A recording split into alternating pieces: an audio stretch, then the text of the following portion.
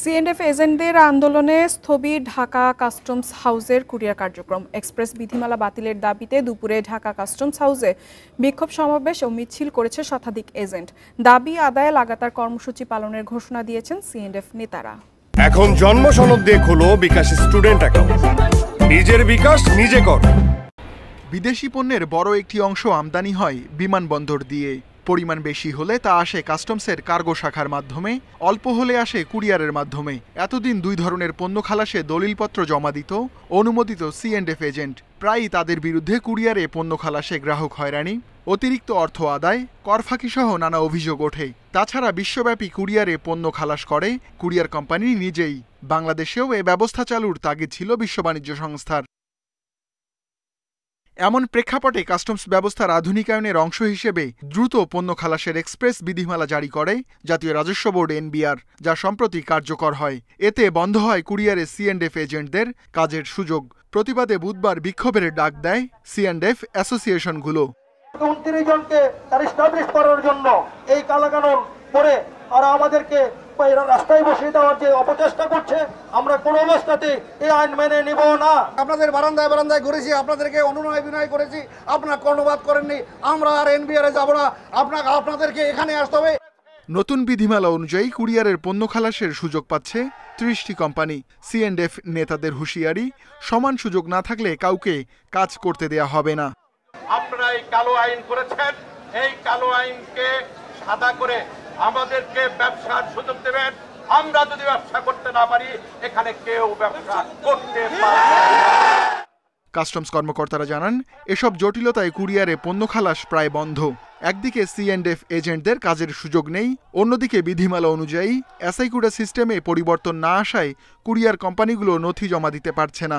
Dhaka customs হাউসের হিসেবে কুরিয়ারে দিনে 2000-এর বেশি চালান খালাস হয়। Ruhul Amin, independent news, Dhaka.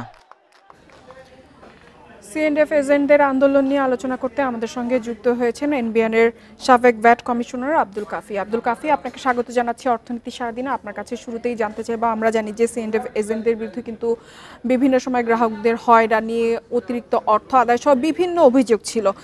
এই অভিযোগের কারণেই কিন্তু এই বিধিমালা করা হয়েছে। তাহলে এখন কেন তারা আবারও আন্দোলন করছে? জনগণের এই ভোগান্তি কেন করছে তারা?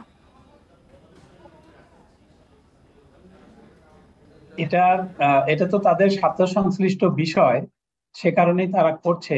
স্পেশালি ঢাকা কাস্টম হাউসে কুরিয়ার সার্ভিসে একটা বিরাট একটা এখানে কাজের সুযোগ সিএনএফ এজেন্ট তাদের রয়েছে। আমরা যেটা জানতে পেরেছি যে 2,500 কনসাইনমেন্ট কুরিয়ার সার্ভিসে আসে এবং এটা তারা খালাস করে থাকে। এই বিষয়ে যে অভিযোগ যে যারা গ্রাহক তাদের কাছ থেকে অতিরিক্ত অর্থ আদায় এবং ডেলিভারিতে ডিলে হওয়া, এই অভিযোগগুলো তাদের বিরুদ্ধে আছে এবং সে কারণেই বিশ্বের অন্যান্য অনেক উন্নত দেশের সাথে সামঞ্জস্য রেখে এবং আমার জানা মতে যে লজিস্টিক যে আইন আছে, লজিস্টিকের যে কমিটি আছে জাতীয় পর্যায়ে, সেখানকারও সুপারিশ রয়েছে যে পণ্যের দ্রুত খালাসের জন্য মধ্যবর্তী এই এজেন্টদেরকে না রাখার বিষয়।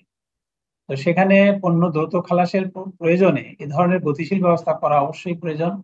তবে আমি মনে করি এখানে আমাদের যে কাস্টমসের যে ব্যবস্থাপনা, সেখানেও প্রস্তুতির প্রয়োজন রয়েছে এবং ঢালাওভাবে সকল এক্সপ্রেসের ব্যবসা যারা করে থাকেন সার্ভিসের, তাদের প্রত্যেককে কিন্তু সরাসরি পণ্য খালাসের সুযোগটা দেওয়া সমীচীন হবে বলে আমি মনে করি না। আমি মনে করি যে অথরাইজড ইকোনমিক অপারেটরদের যেমন একটা সিলেকশন প্রক্রিয়া অতিক্রম করতে হয়, এই এক্সপ্রেস সার্ভিসের যারা আছেন তাদেরকেও একটা সিলেকশন প্রক্রিয়া পার হওয়া উচিত এবং সেই দিকটা দেখা দরকার। এবং একচেটিয়া যদি তারা পণ্য এনে যদি এখানে খালাস করেন, তাদের সবার এখানে উপযুক্ত অবকাঠামো আছে কিনা সেই বিষয়টি দেখার দরকার, তাদের ক্রেডিবিলিটি আছে কিনা সেটা দেখা দরকার।